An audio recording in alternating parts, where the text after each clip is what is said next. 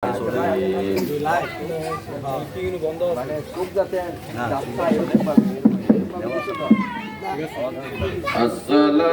والسلام على من كان نبيا وآدم بين الماء والطين سيدنا ونبينا وشفينا وحبيبنا وكيلنا وكفيلنا وأولنا ومعيننا محمد رسول الله صلى الله عليه وسلم. قال الله تعالى في كلامه المجيد والفرقان الحميد يا أيها الذين آمنوا لا تلهكم أموالكم وأولادكم عن ذكر الله ومن يفعل ذلك فأولئك هم الخاسرون.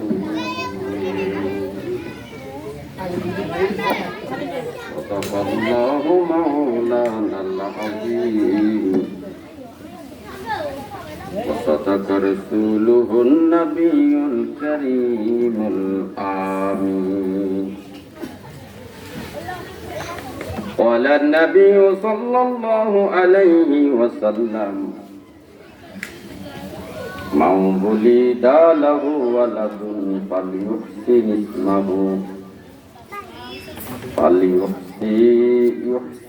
اسمه وأدبه فإذا بلغ فليزوجه فإن بلغ ولم يزوجه فأصاب فإنما اسمه على أبيه أو كما عليه الصلاة والسلام. إن الله وملائكته يصلون على النبي يا أيها الذين آمنوا صلوا عليه وسلموا تسليما. صلاة يا رسول الله عليكم سلام يا عليكم صلاة يا رسول الله سلام يا حضرا جبرائيل اندر بشا بہر حق سوئے غریبا ایک نظر صلاة یا رسول اللہ سلام یا علیکم صلاة یا رسول اللہ علیکم سلام یا اللهم صل على محمد وعلى آل سيدنا محمد وعلى آل سيدنا আজরাইল শিয়ার যেই দিন নিবে প্রাণ 3.5 হাত কবর হবে বাসস্থান। আল্লাহুম্মা সাল্লি আলা মুহাম্মাদ ওয়া আলা আলি সাইয়্যিদিনা মুহাম্মাদ ওয়া আলা আলি সাইয়্যিদিনা মুহাম্মাদ। লা ইলাহা ইল্লাল্লাহ লা ইলাহা ইল্লাল্লাহ লা ইলাহা ইল্লাল্লাহ লা ইলাহা ইল্লাল্লাহ লা ইলাহা ইল্লাল্লাহ লা ইলাহা ইল্লাল্লাহ মুহাম্মাদুর রাসূলুল্লাহ সাল্লাল্লাহু আলাইহি ওয়াসাল্লাম। আলহামদুলিল্লাহ, মহান আল্লাহ পাকের দরবারে অপরন্ত শুকরিয়া জানাই যে রাব্বি করিম আমাদেরকে মহাব্বত করে, ভালোবাসে, মায়া করে, দয়া করে সাইকোট কাজীবাড়ি ফরকানিয়া মাদ্রাসার উদ্যোগে এই কাজীবাড়িতে মাহফিল, এই সুন্নি মহাসম্মেলনের সম্মানিত প্রধান অতিথি আব্দে রাসূল আল্লামা মুফতি নাজরুল আমিন রিজভী হানাফি কাদরি মাদ্রাসা আলী হুজুর কিবলা, যিনি আমার মাথার তাজ, আমার নয়নের মণি, আমার একমাত্র প্রেরণা। আল্লাহ তাআলা হুজুর কিবলাকে হায়াতের মধ্যে বরকত দান করে বলেন আমিন। বিশেষ অতিথি হযরত মাওলানা মুফতি আবুল বাশার হক্কানী সাহেব বিবারিয়া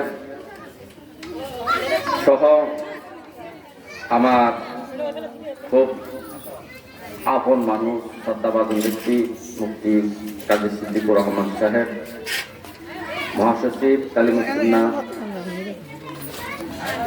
ফাউন্ডেশনের, এবং আমার পাশে বসে আছেন আমার ভাই হযরত মাওলানা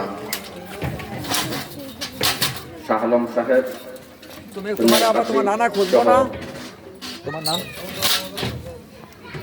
মাদ্রাসার তালিবুল ইলম, কোরআন হাফেজ, আমার ছোট বন্ধুরা সহ সম্মানিত সামিঈন কিরাম, সবাইকে সালাম দিচ্ছি এবং আমার পর্দানিশী মা ও বোনেদেরকেও আমি সালাম দিচ্ছি। আসসালামু আলাইকুম ওয়া রাহমাতুল্লাহি ওয়া বারাকাতুহু।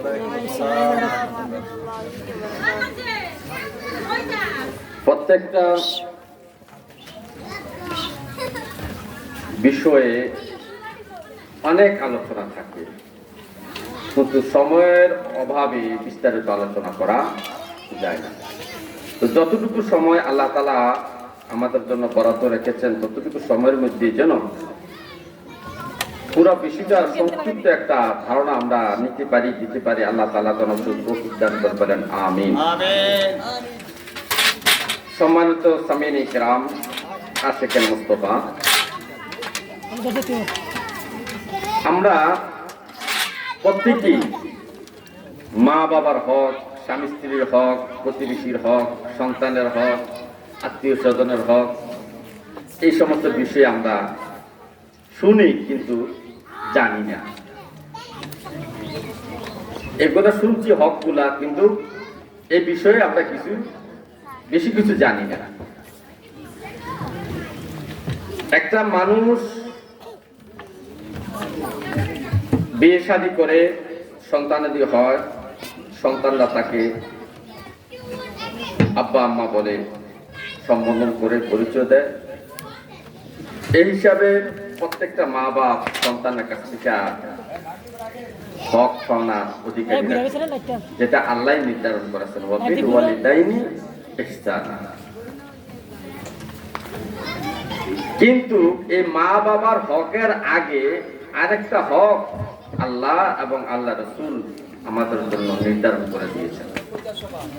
সেটা হইল কার হক? সন্তানের হক। এই জন্য কিতাবে বলা হয়েছে আগে সন্তানের হক, তারপরে মা বাবার হক।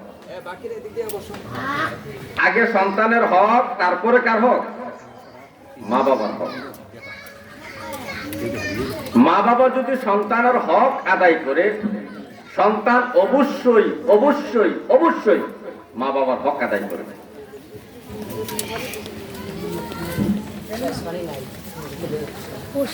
হযরত ওমর রাদিয়াল্লাহু তাআলা আনহু যখন খলিফাতুল মুসলিমিন ওনার কাছে এক ব্যক্তি তার সন্তানকে নিয়ে হাজির হয়েছে। আমিরুল মুমিনিন তো খুব কড়া মানুষ, ওমর ফারুক রাদিয়াল্লাহু তাআলা ওনার কাছে ওনার ছেলেরে ধরে নিয়ে আসে, বলতেছে হুজুর, হে আমিরুল মুমিনিন, এটা আমার সন্তান, এটা আমার ছেলে, কিন্তু সে আমার প্রতি খারাপ আচরণ করে, আমার প্রতি সেবা যত্ন করে না, আমার খোঁজ খবর রাখে না, আমার কথাবার্তা সে শোনে না, আপনি তার বিচার করুন। ওমর তো এটা শুনে খুব রেগে গেছে, রেগে গিয়ে বলতেছে, এ আল্লাহর বান্দা, তুমি কি আল্লাহকে ভয় করো না? তো ছেলে বলতেছে, অবশ্যই আমিরুল মুমিনিন, আমি আল্লাহকে ভয় করি। তো মা বাবার হক সম্পর্কে তোমার একটু আল্লাহকে ভয় হয় না? তুমি জানো মা বাবার হক আদায় না করলে কবিরা গুনাহ। কেন তুমি মা বাবার হক আদায় করো না? মা বাবার সেবা যত্ন, তার সাথে ভালো ব্যবহার, তার ভরণ পোষণ সবকিছু কেন করো না? ওই ছেলেটা আমিরুল মুমিনিনকে প্রশ্ন করতেছে, আমিরুল মুমিনিন, আমি আপনার কাছে একটু জানতে চাই, আপনি তো বললেন যে সন্তানের উপর মা বাবার হকের কথা বললেন, কেন আমি আদায় করি না? আচ্ছা, সন্তানকে মা বাবার প্রতি কোনো হক নেই? সন্তানের মা বাবার উপর কি সন্তানের কোনো হক নেই? আমিরুল মুমিনিন বলতেছে, অবশ্যই আছে, অবশ্যই হক আছে। হক কি? হক হলো প্রথমত তিনটা হক। একটা হক হলো তোমার বাবা যিনি হয়েছে তিনি বিবাহের সময় একটা নেককার মহিলাকে, আল্লাহ ওয়ালি মহিলাকে বিবাহ করবে, নেককার দিনদার একটা মহিলাকে বিবাহ করবে, এটা এক নম্বর হক। কারণ দিনদার মহিলার ঘরে দিনদার জন্ম নিবে। দুই নম্বর, ওই মহিলার ঘরে তার সন্তান জন্ম নেওয়ার পরে ওই সন্তানটাকে দ্বীন শিক্ষা দিবে, ইসলাম শিক্ষা দিবে, ইসলাম শিক্ষা দিবে, তাকে আদব শিক্ষা দিবে। আরেকটা হক হলো সন্তানটা জন্ম নেওয়ার পরে তার একটা ইসলামিক নাম রাখবে, সুন্দর একটা ইসলামিক নাম রাখবে। আল্লাহ রাসূল, সাহাবায়ে কেরাম, আউলিয়া কেরামের নামের উপর নির্ভর করে সুন্দর একটা নাম রাখবে। তখন ছেলেটা বলতেছে, হে আমিরুল মুমিনিন, আজকে আমার বাবা আমাকে ধরে নিয়ে আসছে আপনার সামনে আমার বিচার করার জন্য, আমি কেন আমার বাবার হক আদায় করি না? কিন্তু আপনি যে হকের কথা বললেন, আমার মা বাবার প্রতি আমার যে হক ছিল, আমার বাবা বিবাহের আগে বিবাহ করার সময় একটা নেককার মহিলাকে বিবাহ করার যে আমার একটা হক ছিল, আমি নেককার একটা মহিলার পেটের মধ্যে থাকবো, নেককার মহিলার পেট থেকে আমি দুনিয়াতে আগমন করব, দুনিয়াতে জন্মগ্রহণ করব, এই হকটা আমার বাবা আদায় করে নাই। আমার জন্মের পরে আপনি বলছেন একটা সুন্দর নাম রাখার জন্য, ইসলামিক নাম, কিন্তু আমার বাবা আমার নাম তো ইসলামিক রাখে নাই। 3 নাম্বার বলেছেন দ্বীন শিক্ষা দেওয়ার জন্য, কোরআন শিক্ষা দেওয়ার জন্য, ইসলাম শিক্ষা দেওয়ার জন্য। আমার বাবা আমাকে ইসলাম শিক্ষাও দেয় নাই। এতটুকু বলতে আমিরুল মুমিনিন রাগ হয়ে গেলেন বাবার প্রতি। এরে আল্লাহর বান্দা, তুমি তো তোমার সন্তানের আগে হক নষ্ট করেছ, তুমি তো সর্বপ্রথম তোমার সন্তানের হক তুমি নষ্ট আগে করেছ, যার কারণে সন্তান তোমার এখন হক নষ্ট করতে আছে। যাও এখন তুমি দূরে সরে যাও, তোমাদের ফায়সালা আমার কাছে আর করা সম্ভব নয়। তাহলে বোঝা গেল এই হাদিসের দ্বারা যে আগে সন্তানের হক আদায় করতে হবে, প্রত্যেকটা মা বাবাকে সন্তানের হক, এগুলো আমাদের মা বাবারা জানার দরকার। আমার মায়েরা, যারা আমার এই মাইকের আওয়াজ শুনতেছেন, আপনারা একটু মনোযোগ দেন। আপনার সন্তানের কি কি হক আপনাকে আদায় করতে হবে, একটু মনোযোগ দেন। 1 নাম্বার সন্তানের হক হলো হযরত আবু রাফি রাদিয়াল্লাহু তাআলা আনহু তিনি নিজে বর্ণনা করতেছেন, ও জগতের মানুষ, আমি নবীজির খাদেম ছিলাম।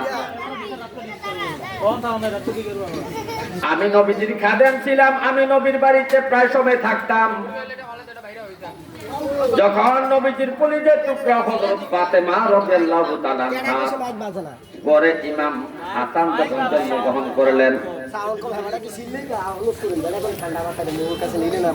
তিনি যখন জন্মগ্রহণ করলেন, রাইতু রাসূলুল্লাহ সাল্লাল্লাহু আলাইহি সাল্লাম, আমি আল্লাহ রাসূলকে দেখলাম, আযযানা ফি উযুনিল হাসান ইবনে আলী, ইমাম হাসানের কানের মধ্যে আল্লাহ রাসূল আযান দিয়েছেন। আল্লাহ রাসূল আযান দিয়েছেন। তাহলে সন্তানের হক হলো, সর্বপ্রথম হক হলো জন্মের পরে তার কানে আযান দেওয়া, ডান কানে আযান, বাম কানে ইকামত দেওয়া। ছেলে হোক মেয়ে হোক উভয় জনের আযান দিতে হবে। ছেলে হোক মেয়ে হোক উভয়ের কানে আযান দিতে হবে, এটা সন্তানের একটা হক।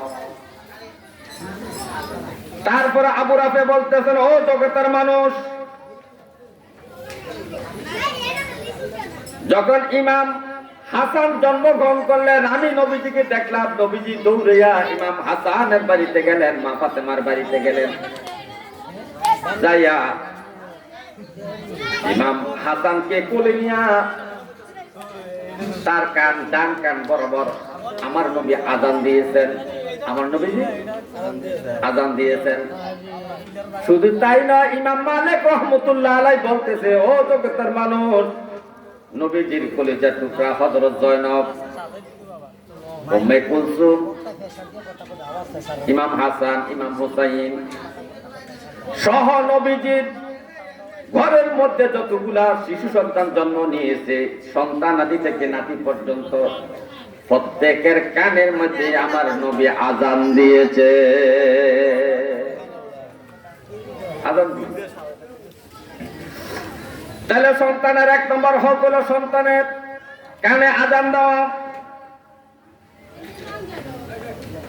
তারপরে সন্তানের 2 নম্বর হক হলো, যখন সন্তান মায়ের পেট থেকে জমিনে আসে,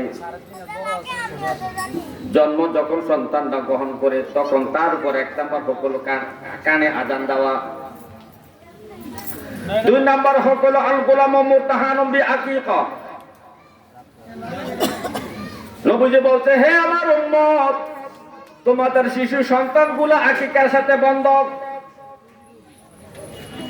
যেমন আমরা দুনিয়াতে জমি বন্ধক রাখি, স্বর্ণ অলংকার বন্ধক রাখি, এই জমি বন্ধকি জমি দিয়ে আমি ইচ্ছা মাফিক কোনো ফসল ফলাইতে পারি না, কারণ জমিটা 1 বছরের জন্য একজনের কাছে আমি বন্ধক দিয়েছি 10,000, 20,000, 50,000, যার কারণে আমি 1 বছর এই জমির মধ্যে যাইতে পারবো না।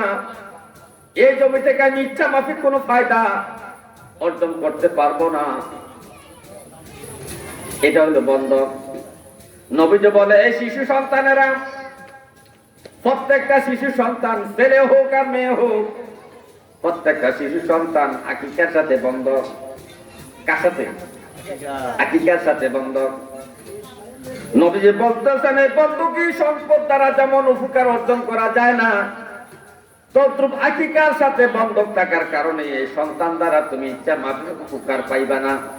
সন্তান তোমার কথা শুনবে না, সন্তান তোমার কথা মতো চলবে না, সন্তান তোমার কথা শুনবে না, তোমারকে মান্য করবে না, তোমার আদেশকে সে পালন করবে না, নিষেধ সে পালন করবে না। তার কারণ হলো সন্তানরা আকিকার সাথে বন্ধকি আছে। এই জন্য বলছে, এই যে সন্তান আকিকার সাথে বন্ধক আছে, বন্ধকি ছুটানোর জন্য তুজবাহু আনহু ইয়াউমাস সাবঈ, এই আমার উম্মত, এই সন্তানটা জন্মের 7ম দিনে, জন্মের 7 দিনের মধ্যে তার বন্ধুকে ছুটানোর জন্য তোমরা কি করো? পশু জবাই করো। কি করো? পশু জবাই করো। পশু জবাই করো। তো কি পশু জবাই করব? নবীজি এবং সাহাবায়ে কেরাম আকিকা দেওয়ার জন্য তারা ছাগল জবাই করতেন। আনিল গোলামি শাতানি ওয়া আনিল জারিয়াতি শাতুন। নবীজি বলেন ছেলের জন্য 2টা ছাগল, মেয়ের জন্য 1টা ছাগল। ছাগল দ্বারা আকিকা দেওয়ার সুন্নাত। নবীজি বলছে ছেলের জন্য 2টা ছাগল, মেয়ের জন্য 1টা ছাগল। যারা তোমরা আকিকা দিবা, এই ছেলের জন্য 2টা ছাগল, মেয়ের জন্য 1টা ছাগল জবাই করে তোমরা আকিকার সাথে বন্ধুকে ছোটাইবা। সন্তানের বন্ধুকিটা তোমরা ছোটাইয়া নিবা। তাহলে এখানে 2 নম্বর হলো সন্তানের আকিকা পালন করা 7 দিনের মাথায়। ওই উসাম্মা এবং 7 দিনের মাথায় ওই সন্তানের একটা সুন্দর ইসলামী নাম রাখবে। এটা সন্তানের হক। এটা কি সন্তানের হক? ইসলামী নাম রাখতে হবে, মন গড়ার নাম রাখলে হবে না। কোরআনের আরবি শব্দই হলে হবে না। কোরআনে তো ফেরাউনের নামও আছে, হামানের নামও কোরআনে আছে। সুতরাং আরবি শব্দ হলে হবে না, আরবি শব্দটার একটা ইসলামিক সুন্দর একটা অর্থ থাকতে হবে। এই জন্য আমাদের উচিত রব্বে কারিমের যতগুলো নাম আছে, যতগুলো সিফাতি নাম আছে, আমার নবীর যত নাম আছে, সাহাবায়ে কেরামের যত নাম আছে, আউলিয়া কেরামের যত নাম আছে, ওই নাম সমূহ থেকে মহিলা এবং পুরুষদের নাম বাছাই করে আমাদের সন্তানদের ইসলামী নাম রাখা উচিত। দলের সন্তানের আরেকটা হক হলো তার সুন্দর একটা নাম রাখা, ইসলামী নাম রাখা। 4 নম্বর হক হলো ইহুলাদু রাসূলু।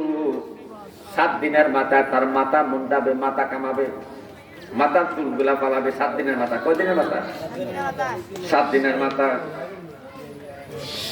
এই 7 দিনের মাথায় যখন ছোট একটা মাসুম বাচ্চার মাথার মধ্যে সামান্যটুকু চুল থাকে, বেশি চুল থাকে না, নবীজি আম্মা জান ফাতেমাকে বলতে, হে ফাতেমা, হাসানের মাথা কামাও, এই মাথার চুলগুলাকে এক জায়গায় রাখো, আর এক জায়গায় রূপা রাখো। চুল এবং রূপা মাপ দাও। চুল এবং রূপার মাপ যখন সমান সমান হয়ে যাবে, এই চুলগুলা পালাইয়া দিবা, রূপাগুলা আল্লাহর রাস্তে গরিব মানুষকে দান করে দাও। মানে মাথার চুলগুলা যে কামাইছে, মাথার চুলগুলা কামানো, এগুলা দিয়ে কি করতে হবে? রূপার সাথে সম পরিমাণ মাপ করে দান করে দিতে হবে। এটা সন্তানের হক। হে আমার ভাই, এই যে আমাদের সন্তানের হক গুলো আমরা সঠিকভাবে আদায় করছি কিনা চিন্তা করতে হবে। আমাদের সন্তানের এই হক গুলো আমরা আদায় করছি না একটু চিন্তা করেন। সন্তান জন্মের পরে আমরা কানে আজান দিছি কিনা? সন্তান জন্মের পরে 7 দিনের মাথায় আমরা আকিকা দিছি কিনা? সন্তান জন্মের পরে 7 দিনের মাথায় আমরা নাম রাখছি কিনা, ইসলামী নাম? 7 দিনের মাথায় মাথার চুল কামাইছি কিনা দেখেন। এই হক গুলা আদায় করছি কিনা দেখেন। যদি আমরা এই হক গুলা সঠিকভাবে আদায় করে থাকি, নিশ্চিত মনে আপনি থাকেন যে আপনার সন্তান আপনার হক একদিন আদায় করবে। হে আমার ভাইও,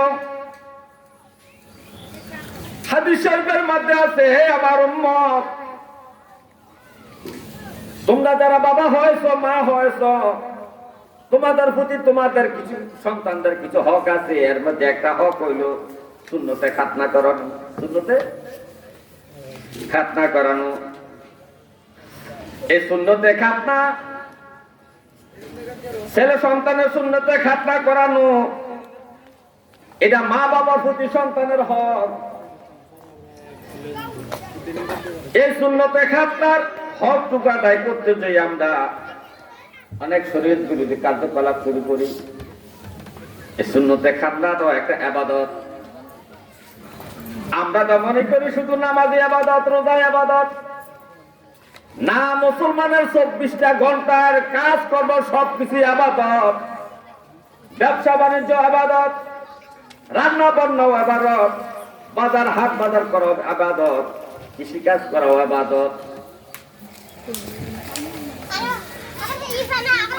আপনার জিন্দেগীর যত কর্ম আছে সব কর্মগুলো আপনি আবাদতের মধ্যে শামিল করতে পারেন যদি নবী এবং আল্লাহর কথা মতো আপনি আমলগুলো করেন। আল্লাহর আইন অনুযায়ী, কোরআনের আইন অনুযায়ী, নবীর তরিকা মতো, নবীর সুন্নত মতো যদি আপনি আমলগুলো করেন, ব্যবসা বাণিজ্য করেন, আর চাকরি বাকরি করেন, কৃষি কাজে কাজ করেন, হাট বাজার করেন, যাই করেন না কেন, সমস্ত কর্মই আপনার ইবাদতের মধ্যে শামিল হয়ে যাবে। এই সুন্নতে খাতনাও কিন্তু একটা ইবাদত, বিবাহ শাদীও একটা ইবাদত। কিন্তু আমরা শরীয়ত বিরোধী কাজকর্ম করার কারণে ইবাদত থেকে, ইবাদতের সব থেকে আমরা বঞ্চিত হয়ে যাচ্ছি। তো সন্তানের একটা হক আল কিতাবু সুন্নাতুল রিজালি, পুরুষদেরকে খতনা করানো একটা সুন্নত, এটা আম্বিয়া কেরামের সুন্নত। এই ছেলে সন্তানদের সুন্নতে খাতনা করানো মা বাবার প্রতি সন্তানের একটা হক। এরপরে আরেকটা হক হলো, দেখেন নবীজি বলেন মা বুলিদা লাহু ওয়ালাদুন ফালিউহসিন ইসমাহু ওয়া আদাবাহু। নবীজি বলেন সন্তান যখন জন্মগ্রহণ করে, হে আমার উম্মতেরা শোনো, তোমাদের সন্তান যখন জন্মগ্রহণ করে তার জন্য একটা ইসলামী নাম রাখবে, ও আদাবাহু, তাকে আদব শিক্ষা দিবে। ফাইদা বালাগা ফালিউযাবিহু, যখন তোমার সন্তানটা, তোমার ছেলেটা, তোমার মেয়েটা বিবাহ উপযুক্ত হয়ে যায়, তোমার ছেলেটা যদি বিবাহ উপযুক্ত হয়ে যায়, তোমার মেয়েটা যদি বিবাহ উপযুক্ত হয়ে যায়, তাকে বিবাহ দিয়ে দাও।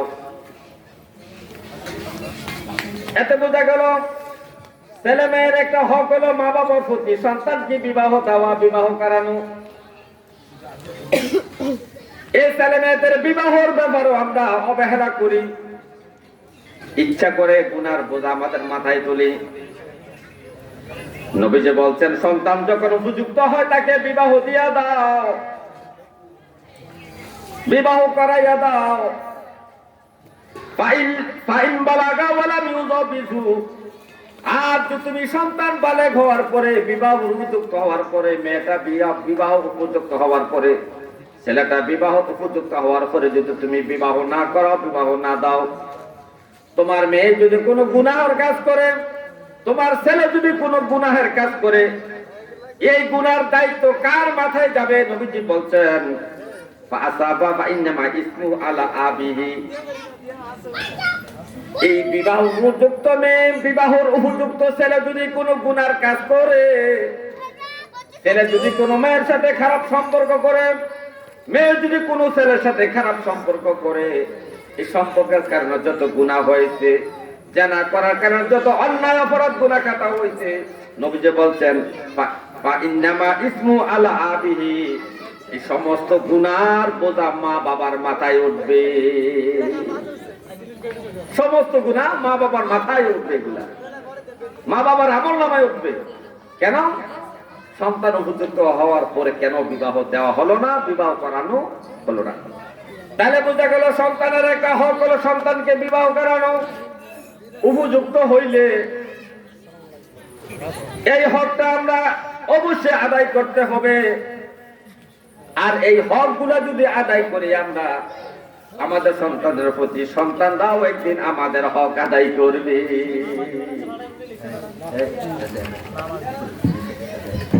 এই সন্তানদের বিষয়ে আমাদেরকে সাবধান হতে হবে।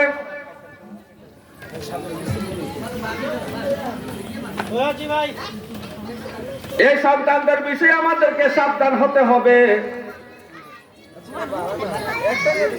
এই সন্তানদের বিষয়ে আমাদের মধ্যে একটা, আমার 5টা ছেলে থাকলে একটা ছেলেকে আমি বেশি সম্পদ দেই, এরকম অবস্থা আমাদের মধ্যে চলতেছে। বলে আমার ছোট ছেলেটাকে বেশি মায়া লাগে, বেশি আদর করি, তার জন্য তাকে আমি একটু সম্পদ বেশি দিলাম। এই আচরণটা করা যাবে না।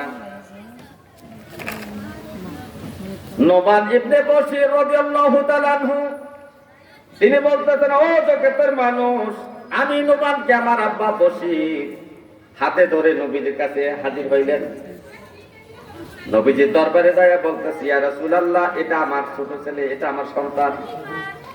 আমার এই সন্তানটাকে আমি একটা গোলাম দান করছি, গোলাম দান করছি। নবীজি বললেন, বশির, তোমার যে অন্যান্য সন্তান আছে, অন্যান্য ছেলেরা আছে, তাদেরকে তুমি গোলাম দিছো কিনা? নোমান কি তুমি গোলাম দিলা? অন্যান্য সন্তানদেরকে তুমি গোলাম দিছো কিনা?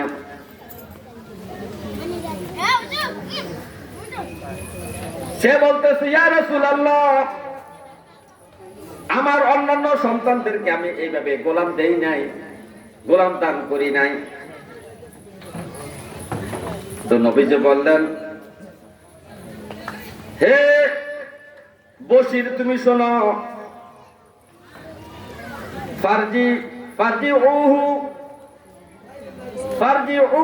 হে বশির, তুমি এই গোলামটাকে ফিরাইয়া নিয়ে আনো, নোমানের কাছ থেকে গোলামটাকে ফিরাইয়া নাও। কারণ তুমি যদি গোলাম দিতে হয়, তোমার প্রত্যেকটা সন্তানকে একটা করে গোলাম দেওয়া উচিত। তুমি প্রত্যেকটা সন্তানকে গোলাম না দিয়ে একটা সন্তানকে গোলাম তুমি দিলা, এই সন্তানের প্রতি যে তুমি বৈষম্য করলা, এই বৈষম্য করার কারণে তোমাকে এক সময় পস্তাতে হবে, এক সময় তোমাকে দোষারোপ করা হবে। এই জন্য তুমি তোমার একটা সন্তানকে বেশি দেওয়ার দরকার নাই, সবাইকে সমানভাবে তোমাকে দিতে হবে। এই জন্য নবীজি বলেছেন, সাওমু বাইনা আওলাদিকুম ফিল আতিয়া, সন্তানদের মধ্যে দেওয়ার বিষয়ে পূর্ণ সমতা বজায় রাখবে। ছেলে মেয়েদেরকে দেওয়ার বিষয়ে, সন্তানদেরকে দেওয়ার বিষয়ে পূর্ণ সমতা বজায় রাখবে। সম্পদ দেওয়ার ব্যাপার পূর্ণ সমতা বজায় রাখবে। শরীয়তে যতটুকু নির্দেশ আছে,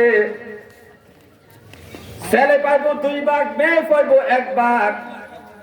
শরীয়তের যে বিধান আছে, বিধান মতো, এই বিধান মতো তুমি সন্তান, ছেলে সন্তান, মেয়ে সন্তানের মধ্যে সমতা বজায় করে রাখবে। নবীজি বলছেন, সাওবুহু বাইনা আওলাদিকুম ফিল আতিয়া, সন্তানদের মধ্যে পূর্ণ সমতা বজায় রাখবে। হে আমার ভাইও, কোন সন্তানকে কম, আরেকটা সন্তানকে বেশি দেওয়া যাবে না। এই বেশি দিতে গেলে এক সময় আমাদেরকে সন্তানের কাছে লাঞ্ছিত বঞ্চিত হতে হবে। সম্পদ আপনার, এই জন্য আপনি ইচ্ছা মাফিক ভাবে কোন সন্তানকে বেশি কম দিতে পারবেন না। সমতা বজায় করতে, সমতা বজায় রাখতে হবে।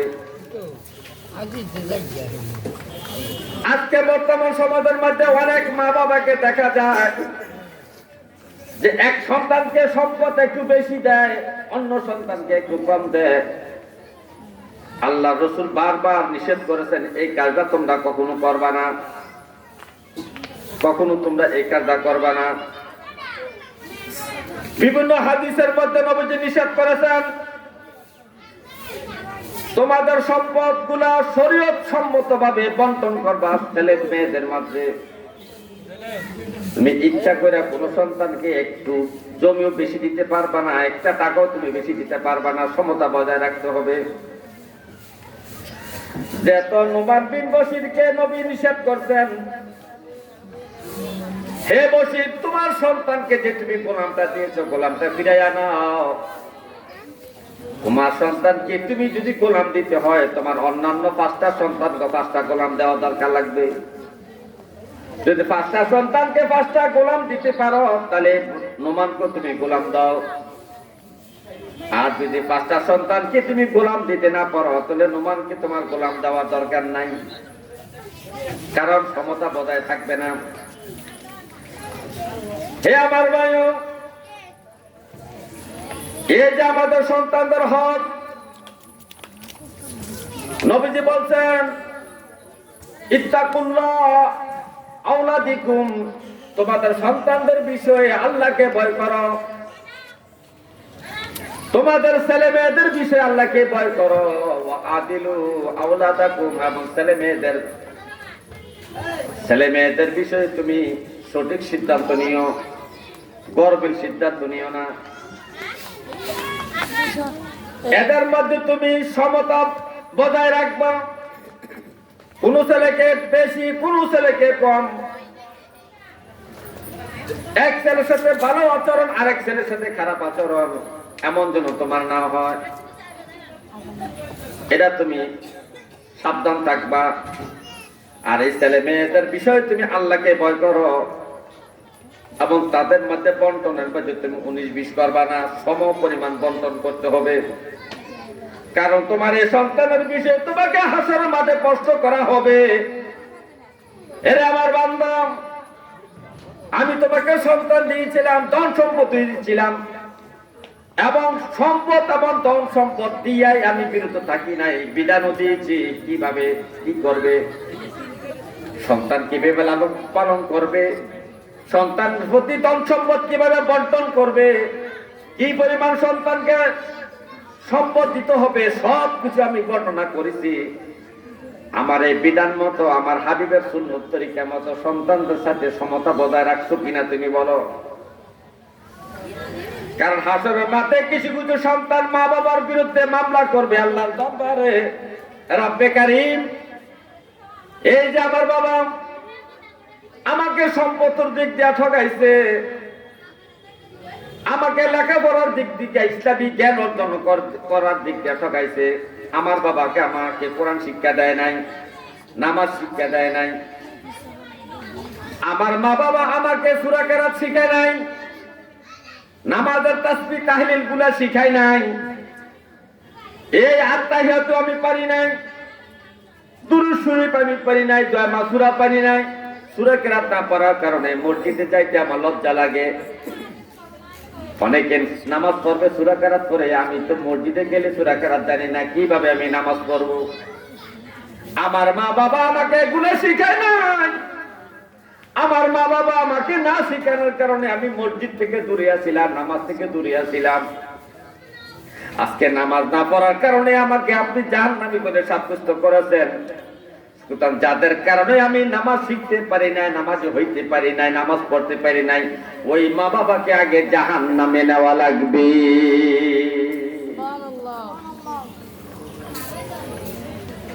সাধারণ বিষয় ভাই, আপনাকে সাবধান হতে হবে মা বাবা ছেলে সন্তানের বিষয়ে।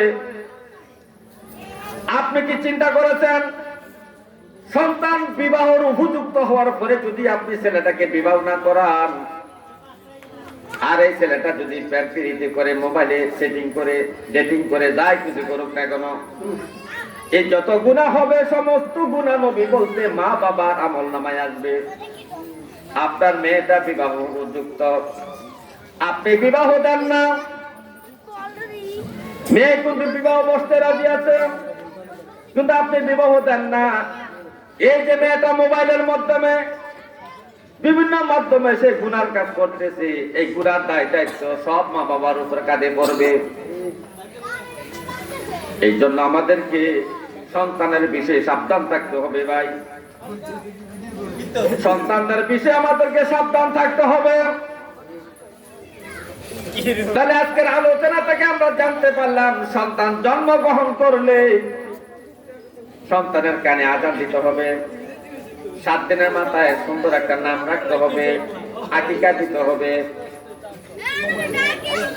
এবং উপযুক্ত হলে বিয়ে শাদী দিতে হবে, সুন্নত খাতনা করাতে হবে, কোরআন শিক্ষা দিতে হবে। এগুলা সন্তানের হক। এই হকগুলা আদায় করার জন্য আমাদের সবাইকে আল্লাহ তৌফিক দাও, বলেন আমিন।